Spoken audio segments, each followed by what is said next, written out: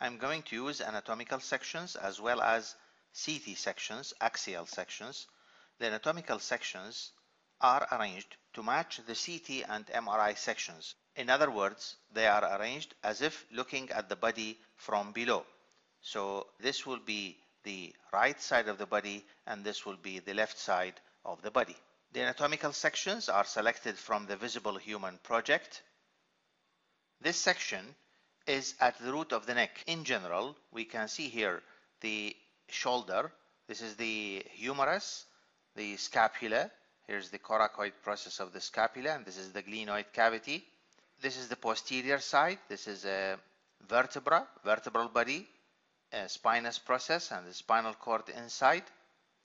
Anteriorly, we can see evidence of the clavicle here and pectoral muscles, sternomastoid muscle. And in the midline, this is the trachea, where you can see some of the rings, tracheal rings, the C-shaped ring. Behind the trachea and related to the vertebral body is the esophagus. At the root of the neck, we can see the apex of the lung. So this is the field of the apex of the left lung, and this is the field of the apex of the right lung, because the lung extends about 2 centimeter, 2 to 4 centimeter even above the medial end of the clavicle, and but it does not extend above the head of the first rib. Here we can see an evidence of the ribs. For example, here and here and there are ribs, and this is because of the fact that the ribs are obliquely set in the superior thoracic aperture. This is the, for example, this is the vertebral body is located here, and the rib is set obliquely, and so the apex of the lung, while extending above the level of the rib and above the level of the clavicle, it does not extend above the level of the head of the rib, although it extends above the level of the anterior end of the rib and the clavicle. Also in this section, we can see the internal jugular vein. This is the internal jugular vein here and there, the right and left internal jugular veins. Now, the next section is going to pass through this level at the root of the neck, and we can see here that this section will pass through the clavicle and will pass through the subclavian vein as well. Here's the subclavian vein, and it will show its union with the internal jugular vein to form the brachiocephalic veins on both sides. Of course, the section will also pass through the trachea here and the esophagus behind it. So let's look at the section here. Again, we can see anteriorly is the medial end of the clavicle is located here, and these are the pectoral muscles, pectoralis major, arising from the clavicle. And posteriorly is the vertebral body, and this is a costovertebral joint, a transverse process of a vertebra, and a vertebral canal containing the spinal cord here. This is an evidence of an intervertebral disc, cartilaginous intervertebral disc. On either side, we can see the lung on the left and on the right. In the midline, there is the esophagus related to the vertebral bodies, and anterior to that is the trachea. You can see that the trachea is flattened posteriorly because the trachea has a skeleton which is made of cartilage, this whitish part, but these cartilages are C-shaped cartilages, and they are deficient posteriorly where they are connected by trachealis muscle. So it is flattened posteriorly where it is related to the esophagus. And here we can see the subclavian vein on either side. The subclavian vein is horizontal, and then it unites with the internal jugular vein. You can see here this rounded profile of the section of internal jugular vein. They meet together and they form the brachiocephalic veins. Also, we can see that around the trachea there are 3 main arteries. These are the branches of the arch of the aorta. On the right side, it's the brachiocephalic trunk, and on the left side, it is the common carotid artery and the subclavian artery. In the thoracic wall, we can see evidence of ribs. This is a rib here, another rib here, another rib there. So we can see multiple sections of ribs. This is because the ribs are set obliquely. So in one horizontal section, like this one, you can see multiple profiles of ribs because they are set obliquely. So multiple profiles can be seen in one section, and in between the ribs there are intercostal muscles. So this is an intercostal space containing intercostal muscles. Here again you can see intercostal muscles, and outside that is a muscle here. This is the serratus anterior muscle. You can see the attachment of serratus anterior. It's attached here. It's attached to the medial border of the scapula. Actually, it's attached to the anterior aspect of the medial border of the scapula and goes around the thoracic wall. In the next section, we are going a little bit lower down, and so we can see the brachiocephalic veins. The previous section, we have seen the union of the subclavian and the internal jugular vein. The section before that, we have seen only the internal jugular vein, then the internal jugular and the subclavian veins.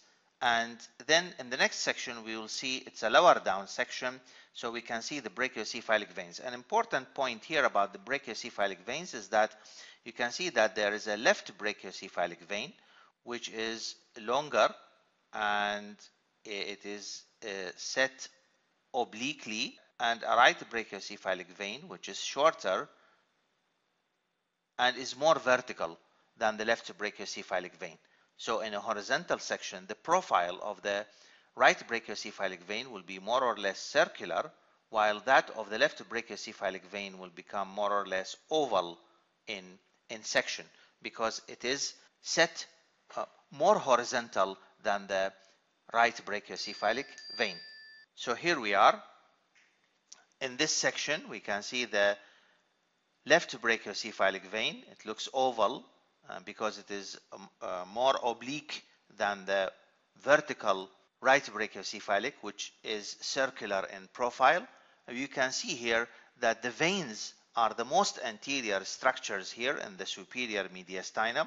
We can see them here. Again, they are the most anterior structure. Behind the veins and in the same section are the arteries. The arteries, which are the three branches of the arch of the aorta. So we can see them here. This is the brachiocephalic trunk, and then the left common carotid and the left subclavian arteries. We can see that these arteries, they are spiraling around the trachea and esophagus. This is the trachea, and here is the esophagus. This is most posterior against the vertebral body. Also, I want you to notice that these arteries, as we go down, they will come close to each other because they arise from the same origin, and as we go higher, they will go away from each other. So for example, if we go back a little bit higher, I want you to notice these arteries right now, and note how these arteries look like when we go a little bit higher. So here again, you can see that the arteries are located far away from each other. They are far away from each other because as they go up, they will spread apart. Again, we can see the lungs here. This is the left lung and the right lung, and the ribs, intercostal muscles, serratus anterior muscle, and the other features that we have seen, the costo-vertebral joint and a costo-transverse joint here. The spinal cord is very clear, and this is a spinous process of a vertebra. This section anteriorly, it shows the sternum, and it shows the medial end of the clavicle, where the clavicle articulates with the sternum and this is a synovial joint, and you can see the hyaline cartilage at either side of the joint. But within the joint space, there is another cartilage, a fibrocartilage. This is an intra-articular cartilage, which is a characteristic of the sternoclavicular joint. So this section is at the level of the sternoclavicular joint. Also, we can see here evidence of a costal cartilage, and this is the first costal cartilage, which is located just beneath the clavicle. So the first costal cartilage that is going again to articulate with the manubrium of the sternum. Again, take a look at the structures in the superior mediastinum. The most anteriorly are the veins, and then they are followed by the arteries, the branches of the arch of the aorta, then the trachea, and then the esophagus.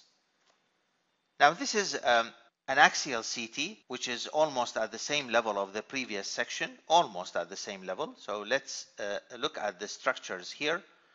Anteriorly, we have the sternum, and here these are the ribs. Posteriorly is a vertebral body, and anterior to the vertebral body is the esophagus. Anterior to it is the trachea, and then we can see the vessels here, the three vessels, arteries. This is the brachiocephalic trunk, left common carotid, and left subclavian arteries. And then more anteriorly, we can see the veins. This is the brachiocephalic vein, this one and this one.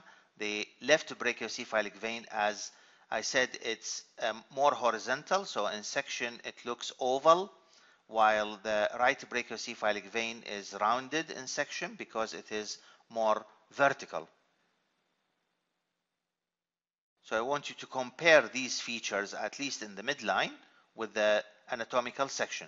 Vein, brachiocephalic vein, arteries, trachea, and esophagus. And here the brachiocephalic veins, arteries, trachea, and esophagus. Now this is another section a little bit lower down, where we can see here the sternum anteriorly and a costal cartilage, first costal cartilage, and then behind the sternum are the brachiocephalic veins. You can see here that the left brachiocephalic vein is approaching the right brachiocephalic vein.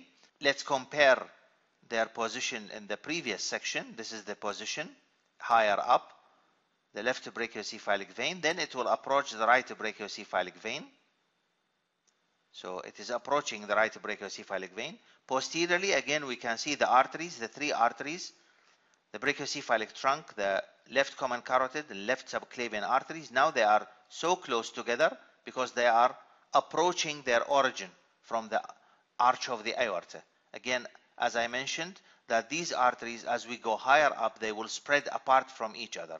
So take a look at them again. They are very close to each other here.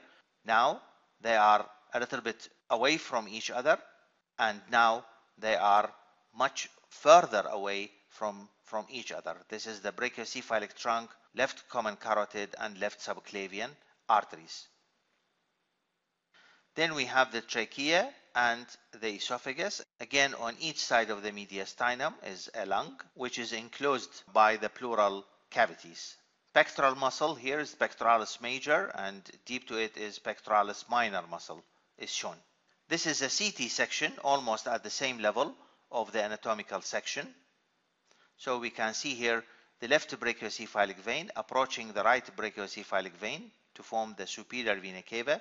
Behind the veins are the three arteries, the brachiocephalic trunk, left common carotid, and left subclavian arteries. And then we have the trachea and the esophagus. Again, we can see pectoralis major anteriorly, and deep to it is pectoralis minor muscle. Multiple profiles of ribs are seen because of their obliquity, and in between the ribs are intercostal muscles, and these are the lung fields, right lung field and the left lung field.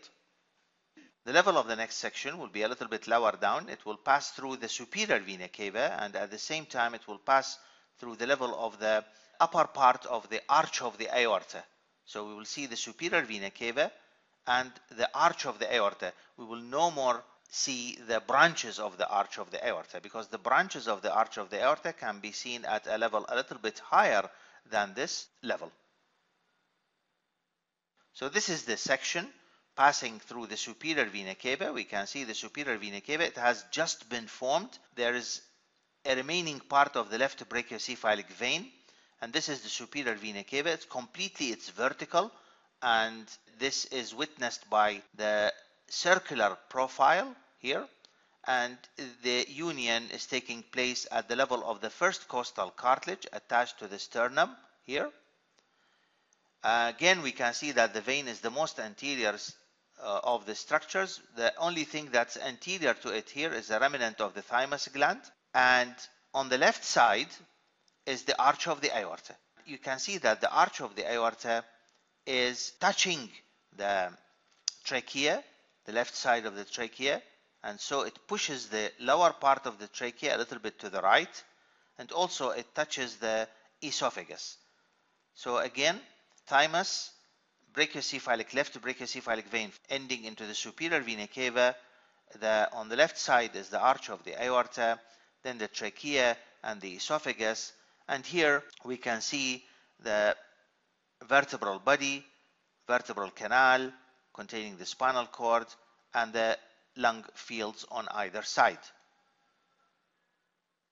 This section is almost at the same level. It's a CT, an axial CT, almost at the same level of the anatomical section. So here's the sternum here, and this is the superior vena cava on the right side, and the arch of the aorta heading toward the left side, and here's the trachea, and behind it is the esophagus. A vertebral body, a costo-vertebral joint, transverse process, another transverse process, and a costo-transverse joint with the tubercle of a rib. And this is a spinous process and a vertebral canal. And of course, this is the scapula, can be seen here. Now, this section is almost at the level of the transverse thoracic plane, that is to say, the level of the lower border of T4 vertebra. It is also at the level of the manoperisternal joint, the sternal angle.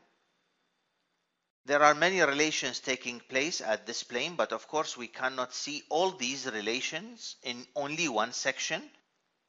What we are going to see right now is a section that passes at the level of the arch of the azygous vein. This is the azygous vein coming from behind forwards on the right side, and it will meet the superior vena cava.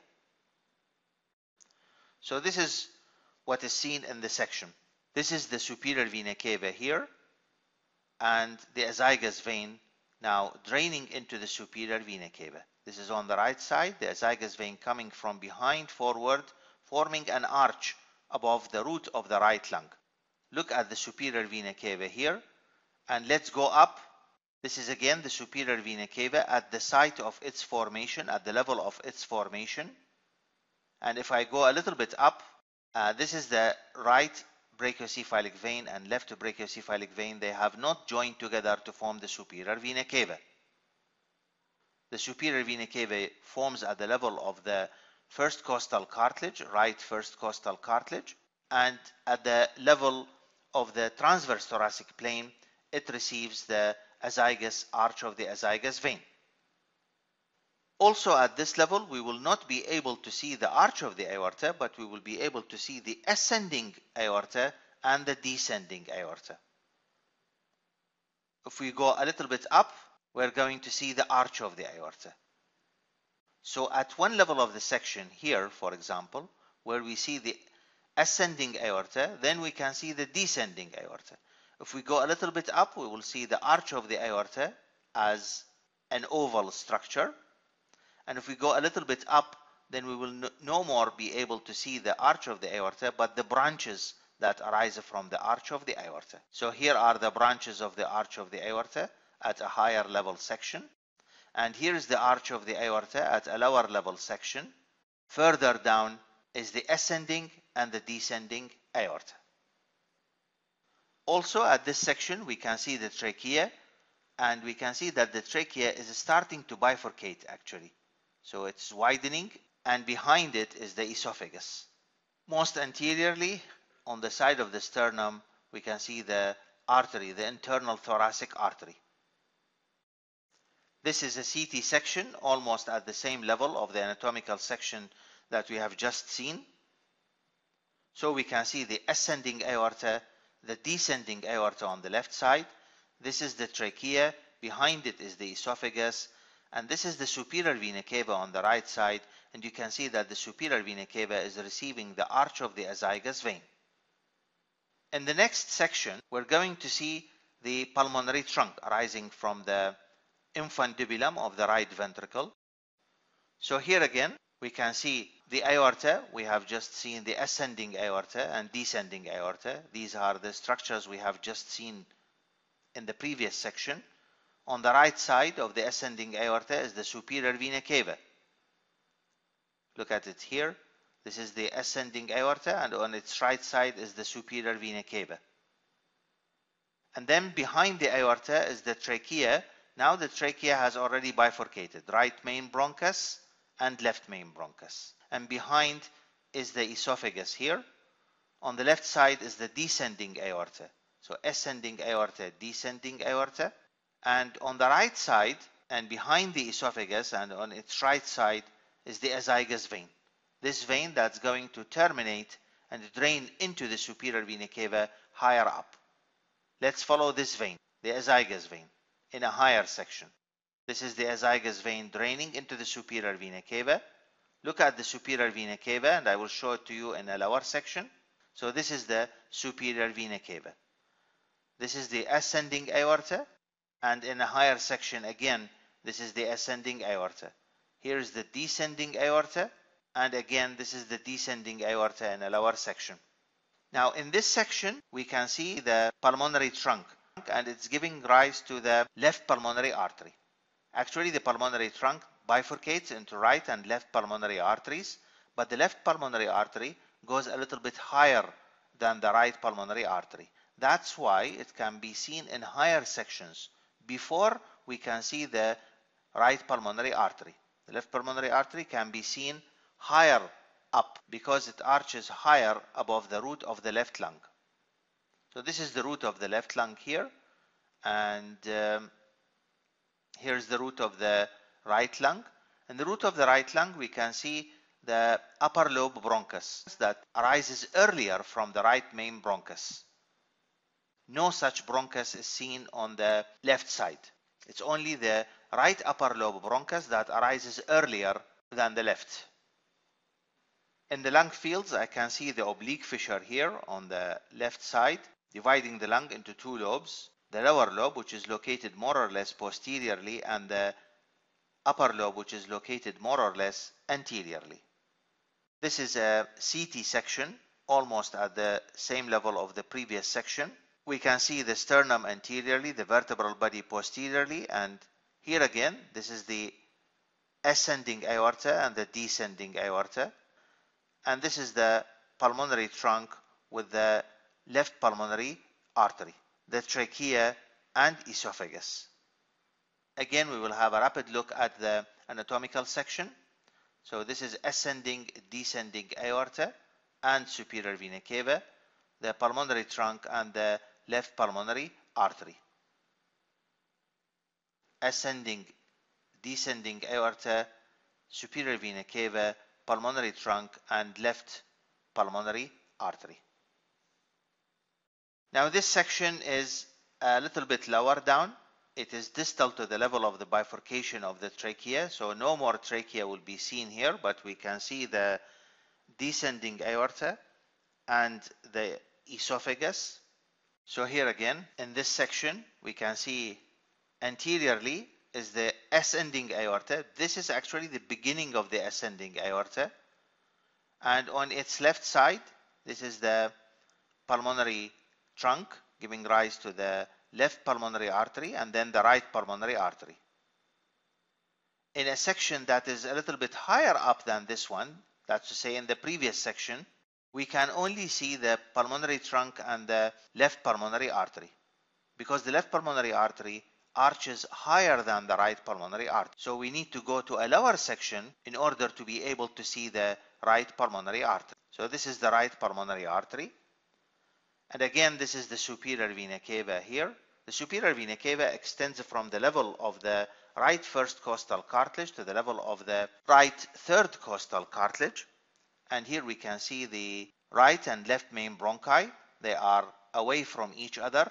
The structures that are located between them are the tracheobronchial lymph nodes, inferior tracheobronchial lymph nodes. We can also see another group of lymph nodes which are located at the hilum of the lung, and these are the hilar lymph nodes or bronchopulmonary lymph nodes.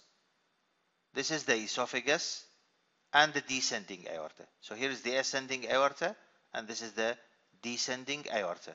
Just to remind you, the aorta begins as an ascending aorta here, then it becomes an arch and then a descending aorta. So in one transverse section, we will be able to see the ascending aorta as a circle and the descending aorta as another circle. If the section passes through the arch of the aorta, like what we have seen in earlier section, it will appear as an oval structure. The other vessels that we can see at the hilum of the lung, for example, this vessel is a pulmonary vein. So we can see that at the hilum of the lung, you can see a bronchus, pulmonary vein, and pulmonary artery. These are the main structures that are located at the hilum, in addition to the presence of lymph nodes and nerves and some other structures like bronchial arteries. Now this is a CT section, almost at the level of the previous section. Here again we can see how the trachea is bifurcating here. It is no more one circle, it is like two circles here. They are trying to get away from each other. This is the superior vena cava and the ascending aorta, and then this is the descending aorta, and we can see the pulmonary trunk dividing into left pulmonary artery and a right pulmonary artery. Behind the trachea is the esophagus. Now this is a section a little bit lower down. Let's concentrate on the structures in the mediastinum. So this is the ascending aorta here and the descending aorta. And on the right side of the ascending aorta is the superior vena cava. This is the right pulmonary artery. And this is the right main bronchus. Of course, after it has given the upper lobe bronchus, this is the left main bronchus here. You can see that it is more oblique in section than the right main bronchus, which is more or less more vertical. It is more in line with the trachea. This is the esophagus vein. This is the superior vena cava. Superior vena cava almost at its entrance to the right atrium. So we can see this piece of the right atrium here constituting the auricle, right auricle. And you can see that the right auricle is clasping this region of the right ventricle. This is the infundibulum of the right ventricle. It is the infundibulum that's going to give rise to the pulmonary trunk. And here is at the same site is the pulmonary trunk. The infundibulum is clasped on the right side. It is clasped by the right auricle, and on the left side it is clasped by the left auricle. So this is the left auricle. It is part of the left atrium. This is again a CT section, almost at the level of the previous section, where we can see the ascending aorta, descending aorta. On the side of the ascending aorta, on the right side, is the superior vena cava entering into the right atrium. And this is the right ventricle here, constituting the most of the anterior surface of the heart, and is giving rise to the infundibulum that give rise to the pulmonary trunk. Behind is the region of the left atrium, as we will see that in the next section. And here you can see how the bronchi are separated away from each other. The left main bronchus and the right main bronchus here. And behind is the esophagus, and this is the esophagus vein. This is a section a little bit lower down. This is the vertebral body. This is the descending aorta, and here's the esophagus vein. Here's the esophagus, and as you can see that just in the front of the esophagus is the posterior chamber of the heart, which is the left atrium, located posteriorly. and you can see the close relationship of the esophagus and the left atrium. That's why left atrial enlargement might indent the esophagus. What separates between the esophagus and the left atrium is the oblique pericardial sinus. You can see how the left atrium is receiving the pulmonary veins. This is a pulmonary vein from the right side and pulmonary veins from the left side. You can see their continuity with the roots of the lung and at the hilum of the lung. If you look at the hilum again, then you can see also the bronchi, which are characterized by the presence of multiple rings of cartilage. On the right side of the heart, this is the right atrium here, receiving the superior vena cava, and this is the right ventricle, the infundibulum again of the right ventricle, and this is part of the left ventricle, the outflow tract of the left ventricle, which is the vestibule that is going to give rise to the ascending aorta. In this section, which is a little bit lower down, again look at the mediastinum. You will find the descending aorta here on the left side. This is the azygous vein and the esophagus, and in front of the esophagus again it is the left atrium, which is the most posterior chamber of the heart, receiving the pulmonary veins, two veins on either side. On the right side here, the right chamber is the right atrium, and anteriorly you can see the right ventricle. Note that the right ventricle is thicker than the wall of the right atrium. This is another CT scan showing the heart. Behind it is the esophagus, azygous vein, and the descending aorta on the left side. In the heart, we can see some shadows of the left atrium, right atrium, vestibule of the left ventricle, and the right ventricle. In a lower section, we can see the posterior structures in the mediastinum are the descending aorta, the azygous vein, esophagus. Anterior to it is the left atrium receiving the pulmonary veins, and this is the right atrium, then the right ventricle, and this is the left ventricle. Very thick muscular wall if it is compared with the muscle wall of the right ventricle, and this is also thick if it is compared with the muscle wall of the right atrium or the left atrium.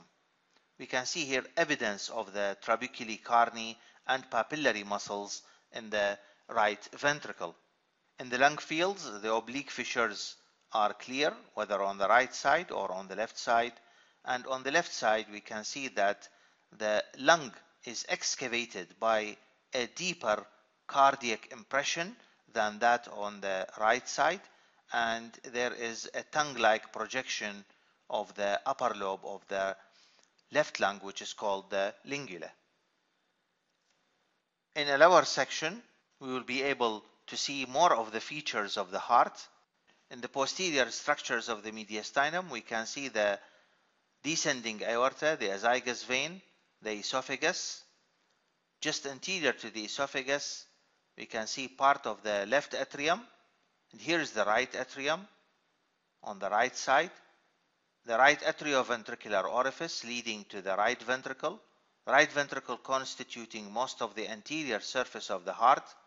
It has thicker wall than the atria, but it is thinner than the wall of the left ventricle. The left ventricle is forming the apex of the heart, and this is the interventricular septum, which is as thick as the wall of the left ventricle. And here the right atrioventricular orifice can be seen with the cusps of the tricuspid valve.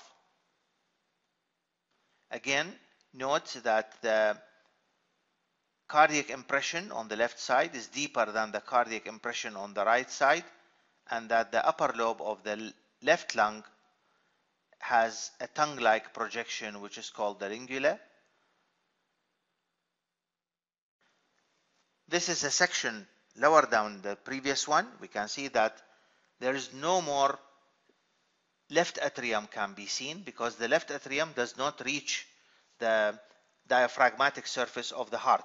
It's a little bit higher than the diaphragmatic surface of the heart. The diaphragmatic surface of the heart is formed by the right atrium, right ventricle, and the left ventricle. And instead of the left atrium, we can see the coronary sinus in its way to open into the right atrium. So this is the coronary sinus. It occupies the distance between the left atrium and the diaphragmatic surface of the heart. So if we go a little bit higher, here we can see some of the left atrium and the coronary sinus. A little bit higher, the left atrium can be clearly seen. But as we go close to the diaphragmatic surface of the heart, then no more left atrium can be seen. Posterior to the heart is the esophagus, behind it is the esophagus vein and the descending thoracic aorta. Going a little bit down, again we can see the right atrium, and here something is going to open into the right atrium, and that is the inferior vena cava. Here, this is the right ventricle. We can see the thicker wall than that of the right atrium. Some trabeculae carni are seen, and a papillary muscle can be seen also. And this is the right atrioventricular orifice.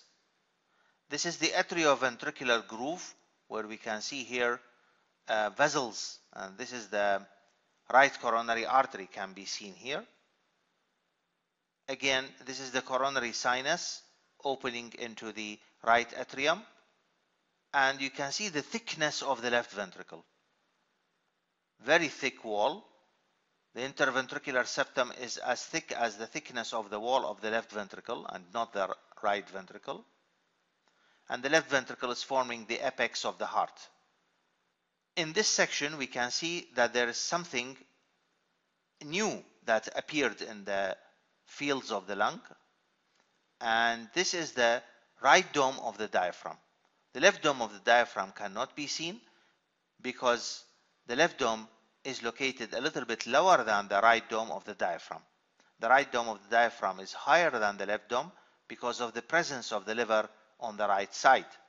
So you can see here in this model that the section,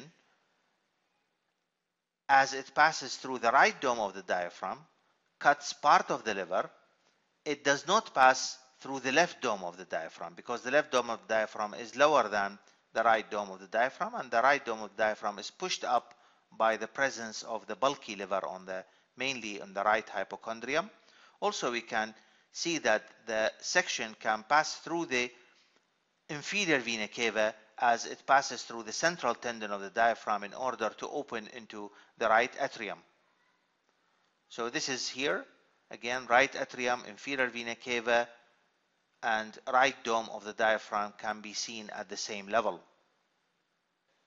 Now in a section a little bit lower down, this is the liver has been cut, while on the left side, it is the left dome of the diaphragm. These are the lungs. Posteriorly is the esophagus, descending aorta, and the esophagus vein. The heart shows the left ventricle with its thick wall, right ventricle. This is a septomarginal trabecula, or the moderator band, which extends from the septum to the anterior wall of the right ventricle. And here is the right atrioventricular orifice, right atrium receiving the inferior vena cava. This is a CT section, almost at the same level of the previous section.